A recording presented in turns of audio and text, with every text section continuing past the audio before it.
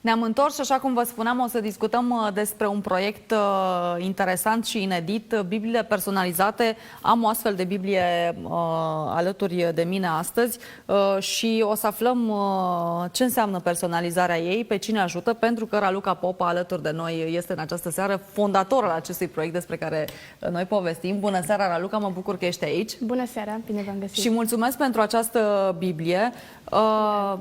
Îmi spuneai chiar înainte să intrăm în direct că e destul de multă muncă în spate și adevărul e că dacă ne uităm așa și vedem, sunt foarte multe însemnări, exact. Vreo 4-5 ore de muncă spuneai că se află aici, așa, în ce vedeți dumneavoastră, nu știu dacă reușiți să observați, o să ne ajute colegii. 4-5 ore stau niște oameni, niște tineri, nu? Care efectiv subliniază. Sunt tineri voluntari din toată țara, avem și din diaspora, chiar din Japonia, care fac această lucrare. Asta este o Biblie personalizată.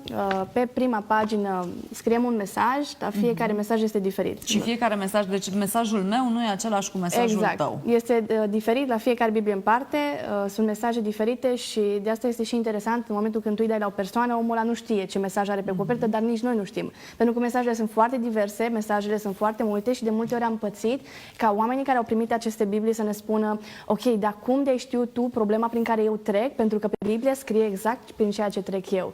Și am pățit de foarte multe ori chestia asta, iar după ce trecem de partea aceasta cu a scrie pe copertă, dacă o să deschidem Biblia, o să vedem că la fiecare verset, fiecare, să zic, carte, are câteva versete subliniate, pentru că știm cu toții că e foarte greu să citești Biblia. Iei o carte, mergi la biserică, îți dă o Biblie, poate preotul, și zice: citește-o pentru că te ajută. Însă de multe ori noi nu înțelegem că este necesară, este nevoie să o citim măcar o dată în viața ta. Ca orice om de cultură generală trebuie să citești măcar o dată Biblia. Și ne-am gândit cum să facem chestia asta atractivă pentru tineri. Pentru că eu țin foarte mult cu partea tinerească, pentru că și eu sunt tânără și cred că la asta m-a chemat Dumnezeu, să ajut pe tineri, dar și pe cei mai în vârstă.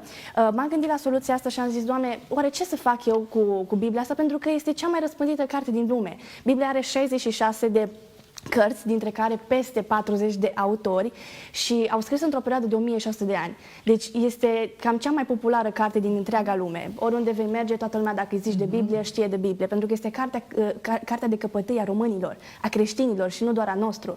Dar în momentul când m-am gândit și am zis: ok, Doamne, ce să fac? Și mi-a venit așa o idee, pentru că eu am avut o relație personală cu Dumnezeu și m-am rugat foarte mult. Am simțit că efectiv simțeam nevoia că trebuie să fac ceva pentru oameni. Unii se implică în diverse proiecte sociale, ajută vârstnici, ajută văduve, orfani, dau alimente și așa mai departe. Sunt foarte multe organizații de genul ăsta. Dar m-am gândit: ok, omul ăla are nevoie mai mult decât aduce niște alimente, să-i spui o vorbă bună, să-ți petrești timpul cu el, să-i spui că are o speranță, că există Dumnezeu, că există ceva mai mult decât atât, mai mult decât doar o mâncare. Și pe lângă asta, chiar vorbeam cu doamna Dite, în momentul în care m-am gândit, că am văzut asociația de care ea se ocupă, am zis: Doamne, oamenii ăștia au nevoie de o speranță. În momentul când mergi la ei, da, ei sunt fericiți, ei sunt bucuroși că îi vizitezi, dar parcă ar vrea să rămână cu ceva, cu o motivație că Dumnezeu iubește. Deci presim că Bibliile acestea vor ajunge undeva sus, în vârf de munte, cum de altfel au ajuns în foarte multe locuri. Și povestea a plecat de la una singură, o Biblie dăruită unei verișoare, nu greșesc? Da. De acolo... Am început, prima mea Biblie personalizată pe care am făcut-o eu a fost dăruită verișoarei mele.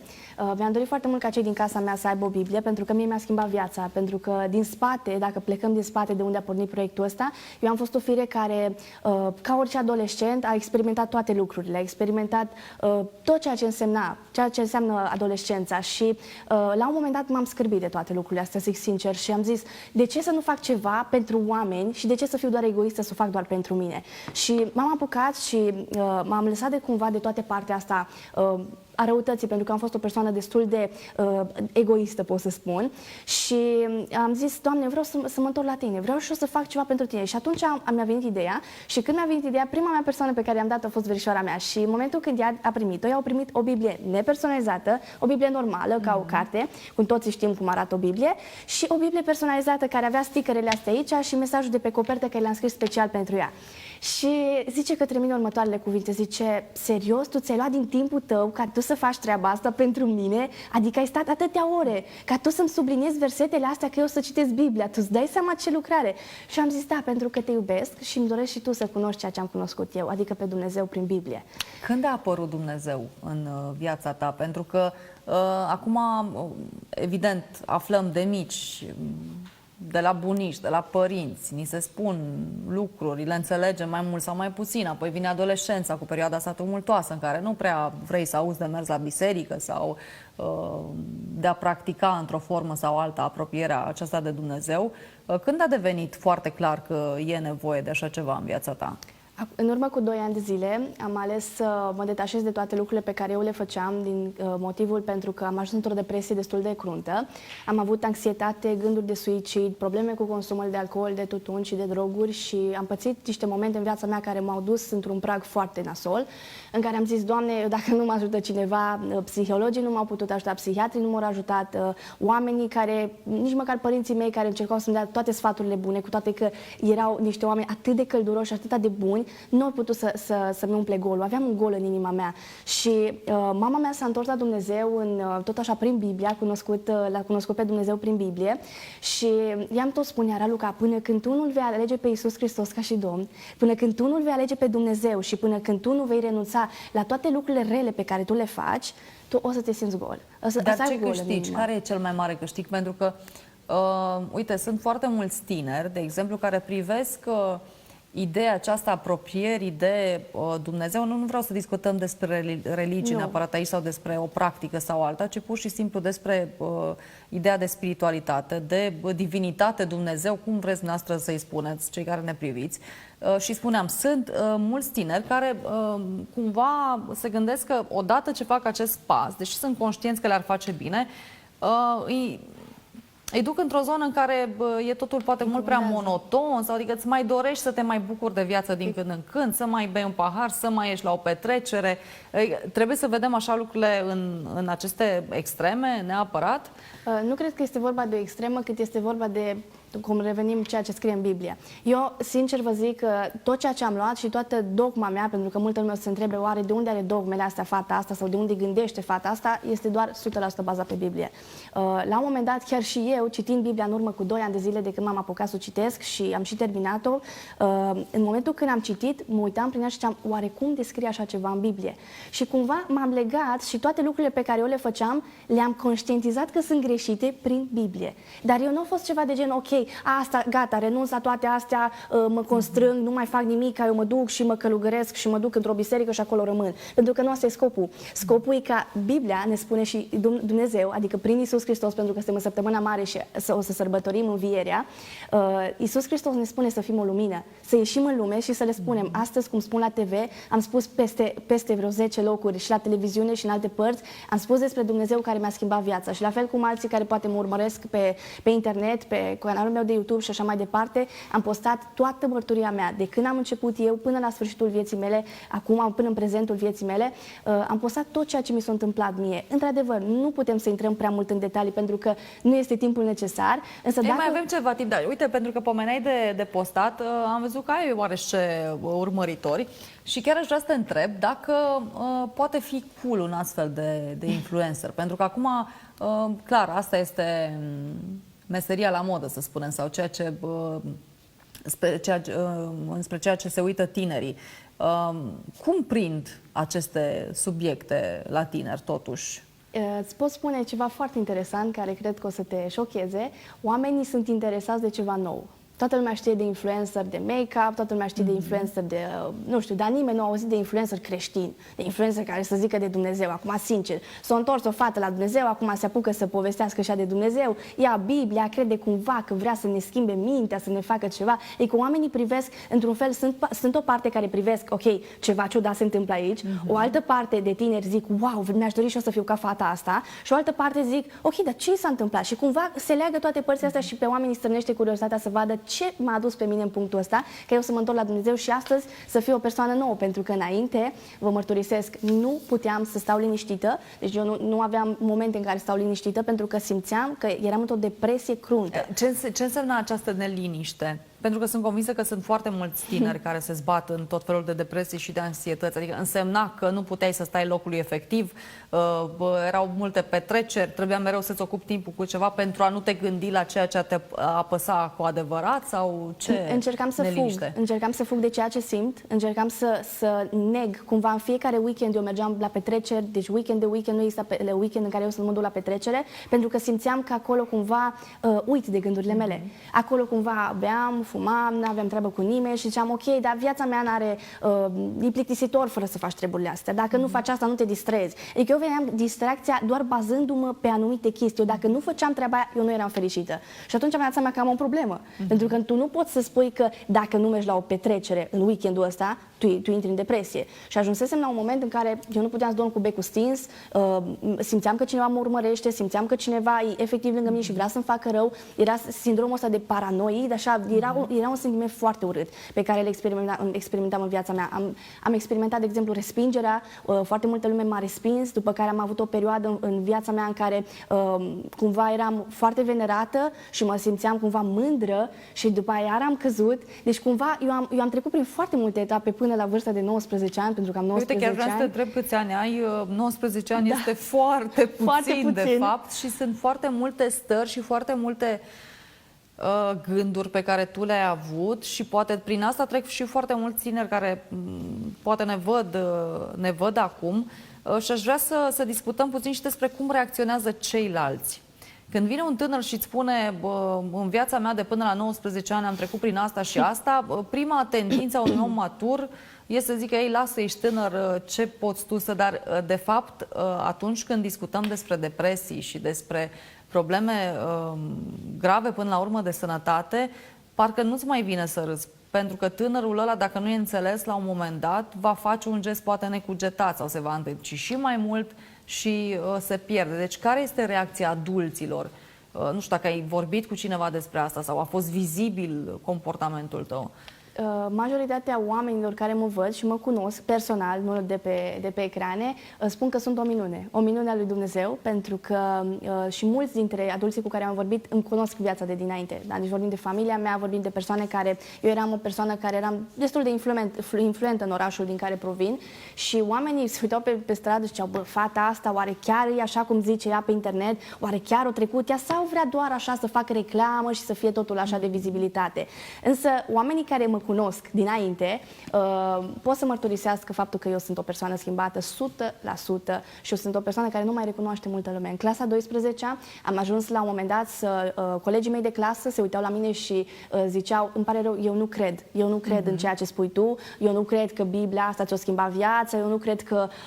nu credeau foarte multe lucruri și am spus așa, poate că peste 10 ani, la întâlnirea de 10 ani de liceu, o să ne vedem și o să fiu fericită pentru că l-am ales pe Dumnezeu și nu ți-aș dori, dar se poate întâmpla ca tu să rămâi în aceeași măcirle, în aceeași depresie poate care ești astăzi, doar pentru simplu fapt că tu ai ales să-ți bagi joc de mine sau să râzi de mine sau nu doar de mine, cât și de oamenii ceilalți care l-au ales pe Dumnezeu. Cum arată acum viața ta? Sunt foarte fericită și cred că se vede pe chipul meu pentru că îmi pare rău că nu m-ați fi cunoscut și nu mă cunoașteți de dinainte. Fizionomia mea este schimbată. Nu pot să spun asta la TV pentru că oamenii nu mă cunoșteau dinainte, însă radiez de bucurie în fiecare zi. Genul acela de adolescent care mergea mereu așa cu pleoapele căzute exact. Și supărată pe lume și viața, îmbrăcată poate în culori veneam de la școală, îmi puneam muzică. Nu că ar fi ceva în regulă acum, să nu sară pe noi oamenii că suntem limitați și așa mai departe.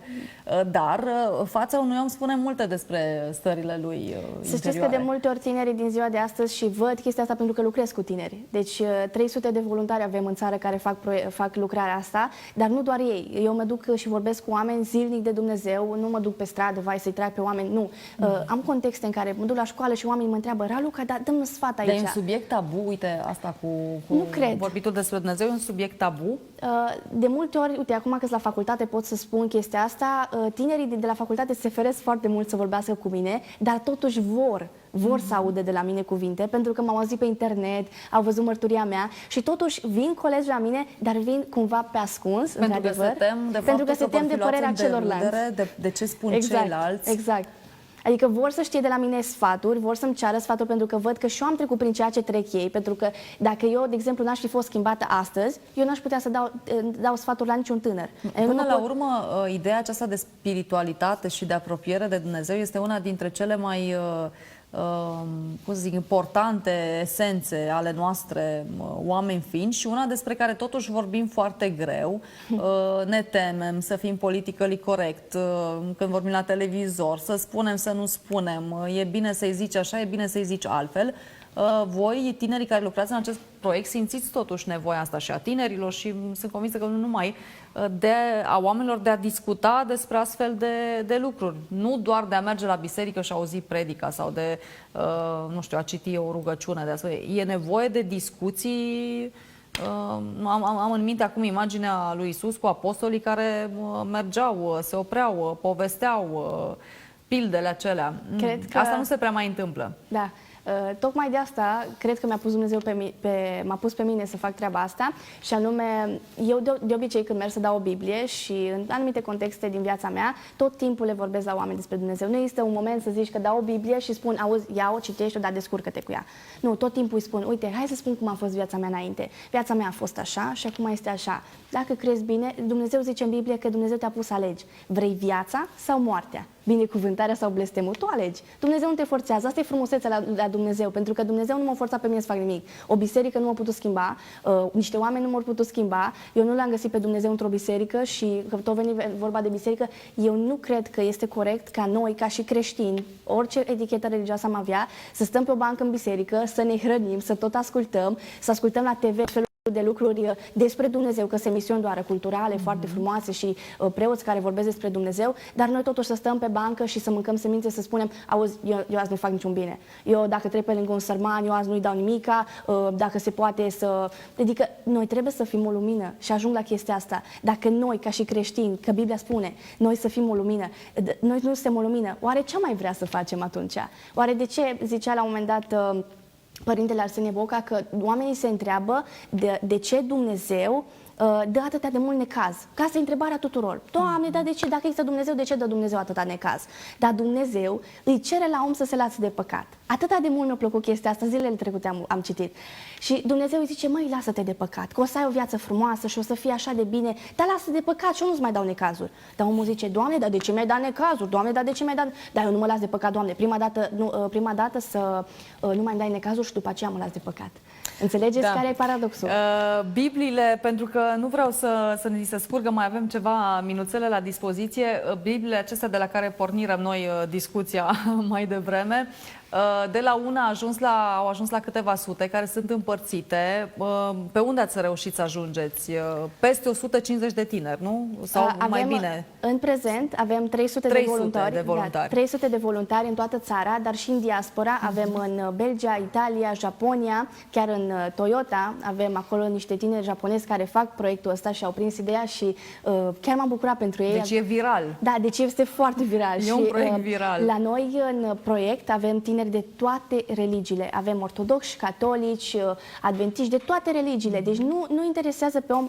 Oamenii îmi scriu mesaje. Uite, vreau și eu să personalizez o Biblie. Noi trimitem Biblie în țară, noi avem mai multe sedii. Avem sedii în 6 județe din România. Și noi trimitem Bibliile astea la oameni ca ei să le personalizeze. Ei le trimit înapoi nouă și noi când avem ocazie la anumite evenimente și așa mai departe, cum va fi, de exemplu, în 15 aprilie, vom fi în față la catedrală în Timișoara, aici, ca să putem să dăm aceste Biblii. Și în multe alte zone, la București, pe Național Arena vom fi, noi umplem toată țara. Și asta facem efectiv, le spunem la oameni de Dumnezeu și le dăm Biblia. Și am activat foarte mult în județele care v-am spus, în Cluj, în Arad, în București și în alte țări. Și ne-am dorit foarte mult să ne extindem, pentru că nu m-am gândit de la început că proiectul ăsta va ajunge viral, da? Deci este un concept nou, este ceva foarte interactiv, oamenii sunt foarte deschiși, oamenii acceptă și oamenii zic, ok, vreau și eu să văd ce înseamnă. Uite, chiar eram curioasă care este reacția oamenilor, a celor care primesc Biblie, sunt surprinși, vă caută după aceea... Da. În general, avem persoane deja care și-au schimbat viața după ce au primit aceste Biblii. Țin minte și acum când a venit o femeie la mine și mi-a zis: uite, Raluca, vreau și eu să îi dau o Biblie la fiica mea care este în depresie, are niște stări foarte nașpa, nu mai își găsește liniștea, vrea să se sinucidă. Și am uitat așa și am zis: luați o Biblie și duceți o Biblie, pentru că eu cred că Dumnezeu poate să lucreze printr-o Biblie. Pentru că aici, de fapt, nu este doar o poveste, este, de fapt, cuvântul lui Dumnezeu, pentru că asta înseamnă Biblia, cuvântul lui Dumnezeu. Și în momentul când a primit fata asta Biblia, a citit-o și mi-a trimis mesaj și a zis: Raluca, eu de când am luat Biblia asta în mână, viața mea s-a schimbat. Am început să citesc, pentru că fiecare sticker care l-am pus aici are ceva subliniat. Și a tras de fiecare sticker, pentru că și asta e un lucru interesant. Tu tragi de fiecare sticker și te face mai interesant, mai interesant.